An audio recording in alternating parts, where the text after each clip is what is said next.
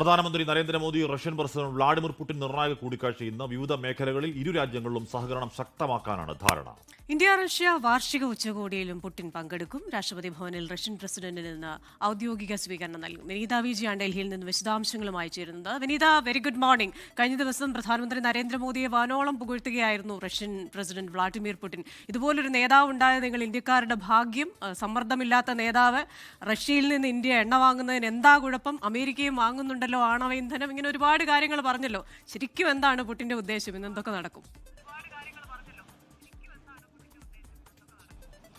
Very good morning Hashmi and Christina സൂചിപ്പിച്ചതുപോലെ തന്നെ ഇന്നലെ നിരവധി ആളുകളൊക്കെ അത് ഏറ്റവും പ്രധാനമെന്ന് പറയേണ്ടത് അക്കാര്യത്തിൽ ഇന്നലെ എല്ലാ പ്രോട്ടോകോളുകളും മാറ്റിവെച്ചുകൊണ്ട് പുടിനെ സ്വീകരിക്കാൻ പ്രധാനമന്ത്രി നരേന്ദ്രമോദി നേരിട്ട് തന്നെ എത്തി എന്നുള്ളത് തന്നെയാണ്. റഷ്യൻ മാധ്യമങ്ങളൊക്കെ അക്കാര്യം വിവരിച്ചിരുന്നത്.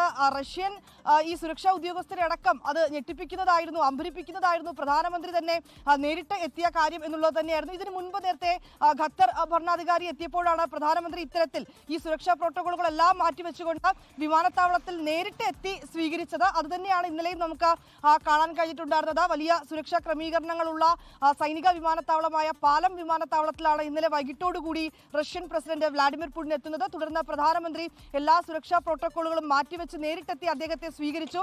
പിന്നീട് ഇരുവരും ഒരേ വാഹനത്തിലാണ് പ്രധാനമന്ത്രിയുടെ വസതിയിലേക്ക്, ലോക് കല്യാൺ മാർഗിലുള്ള അദ്ദേഹത്തിന്റെ വസതിയിലേക്ക് പോയത്. ശേഷം ഇന്നലെ വൈകിട്ട് പ്രധാനമന്ത്രിയുടെ വസതിയിൽ പുടിന് വ്ളാഡിമിർ പുടിനെ പ്രധാനമന്ത്രി നരേന്ദ്രമോദി എത്തി സ്വീകരിക്കുകയായിരുന്നു. അപ്പോൾ അവിടെ പുടിന്റെ ഓഫീസ് പറഞ്ഞത് അങ്ങനെ പ്രധാനമന്ത്രി നേരിട്ടെത്തുന്ന കാര്യം അപ്രതീക്ഷിതമായിരുന്നു എന്നുള്ളതാണ്. എന്നിട്ട് ഒരു വണ്ടിയിലാണ് പുടിൻ താമസിക്കുന്ന സ്ഥലത്തേക്ക് പോയത്.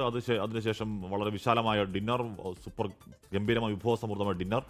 ഉഭയകക്ഷി ബന്ധം ശക്തമാക്കാനുള്ള ലക്ഷ്യം. ഈ പറയുന്ന ട്രേഡ് ഡീലുണ്ട്, അതൊക്കെ അല്ലെങ്കിൽ ട്രേഡ് റിലേഷനുണ്ട്, വ്യാപാര ബന്ധമുണ്ട്. അത് 100 ബില്യണിലൊക്കെ എത്തിക്കുക എന്നൊക്കെയുള്ള വിശാലമായ ലക്ഷ്യങ്ങളൊക്കെ പുടിനൊക്കെ ഉണ്ട്. ഇന്നത്തെ പുടിന്റെ കൂടിക്കാഴ്ച ആരൊക്കെയായിട്ടാണ് ഇന്ന് നടക്കാനിടയുള്ള ചർച്ചകൾ എന്തൊക്കെയാണ്?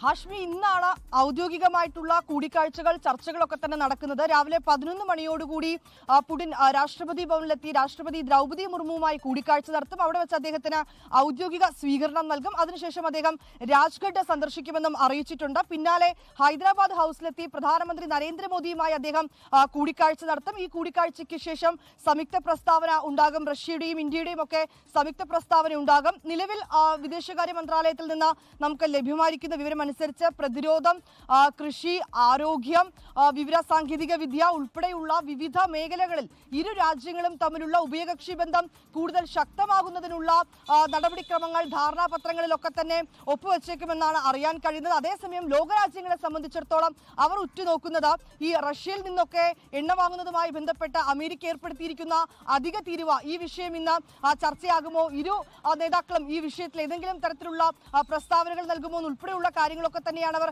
ഉറ്റുനോക്കുന്നത്. നിലവിൽ ഇരു രാജ്യങ്ങളും തമ്മിലുള്ള ഉഭയകക്ഷി ബന്ധം കൂടുതൽ ശക്തമാകുന്നതിനുള്ള നടപടിക്രമങ്ങളും അതുമായി ബന്ധപ്പെട്ടുകൊണ്ടുള്ള ധാരണാപത്രങ്ങളിലും ഇരു രാജ്യങ്ങളും ഒപ്പുവെക്കുമെന്നാണ് വിദേശകാര്യ മന്ത്രാലയം അറിയിച്ചിട്ടുള്ളത്. അതുമായി ബന്ധപ്പെട്ട് ഇന്നലെ ഈ പ്രതിരോധ കരാറിലൊക്കെ ഒപ്പുവെച്ചതൊക്കെയുള്ള തരത്തിലുള്ള ചില റിപ്പോർട്ടുകൾ ദേശീയ മാധ്യമങ്ങളിലൊക്കെ തന്നെ വന്നിട്ടുണ്ടായിരുന്നു. പിന്നാലെ വിദേശകാര്യ മന്ത്രാലയം തന്നെ അക്കാര്യം നിരസിക്കുകയും അത്തരത്തിലേക്കുള്ള കരാറുകൾ ഒപ്പുവെച്ചിട്ടില്ല എന്നും ഇന്ന് നടക്കുന്ന ഈ സംയുക്ത പ്രസ്താവനയ്ക്കും ചർച്ചകൾക്കും ശേഷമായിരിക്കും ഇത്തരത്തിലേക്കുള്ള ധാരണകളിൽ ഒപ്പുവെക്കുക എന്നുമാണ് പിന്നീട് വിദേശകാര്യ മന്ത്രാലയം ഒക്കെ തന്നെ അറിയിക്കുകയും ചെയ്തിട്ടുണ്ടായിരുന്നത്.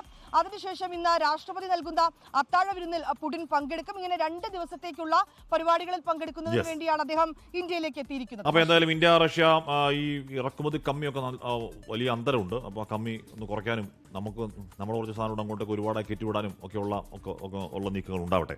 ലോകത്തെവിടെയായാലും ഏത് സമയത്തും 24 വാർത്തകളും ഓഗ്മെന്റഡ് റിയാലിറ്റി പാക്കേജുകളും എക്സ്പ്ലെയിനറുകളും വിശദമായി കാണാൻ ഞങ്ങളുടെ യൂട്യൂബ് ചാനൽ നിങ്ങൾക്ക് സബ്സ്ക്രൈബ് ചെയ്യാം.